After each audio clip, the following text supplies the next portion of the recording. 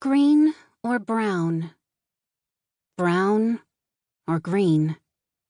Phillip Clayton set the unwrapped crayon upright on the diner's formica tabletop so it stood like a mocking sentinel.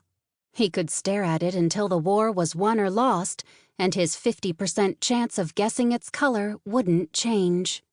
He flicked the offensive object onto the pile of wrappings he'd torn from each crayon in the box. The bell over the diner's door jingled. Phillip raised his eyes without lifting his head to assess the newcomer, a suit-wearing middle-aged man with a misshapen fedora. The furtive maneuver more from habit than a professional interest in who entered the door at the far end of the long diner. The renovated aluminum travel trailer sported booths beneath a row of windows that were separated from the stool-lined counter by a narrow aisle. Located on an out-of-the-way side street, the greasy spoon mostly attracted working stiffs like Phillip, who were stuck on the home front, while their buddies fought overseas to avenge the dead and wounded of Pearl Harbor. Phillip's gut clenched as he plucked a different crayon from the pile that resembled a stack of jumbled pickup sticks. The pristine white one. That color he knew.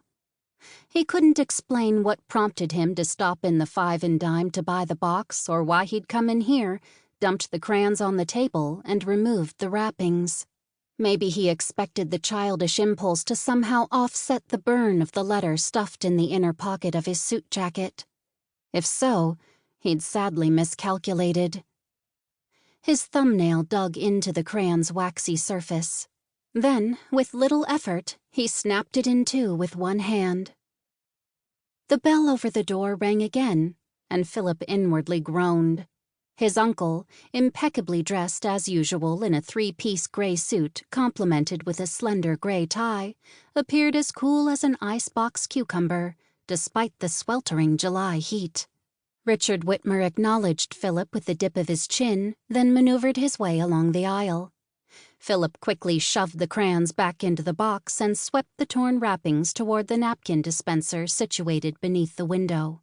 Richard settled in the opposite bench and steepled his fingers. "Should I have brought coloring books? How did you know I was here?"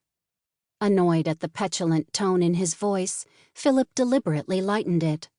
"Or is this just a coincidence?" "I've taught you better." Phillip let a wry smile stretch his lips. "A coincidence is never a coincidence."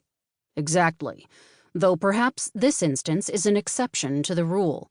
I was on my way to headquarters when, lo and behold, who should I see out the window but my own dear nephew trudging down this street.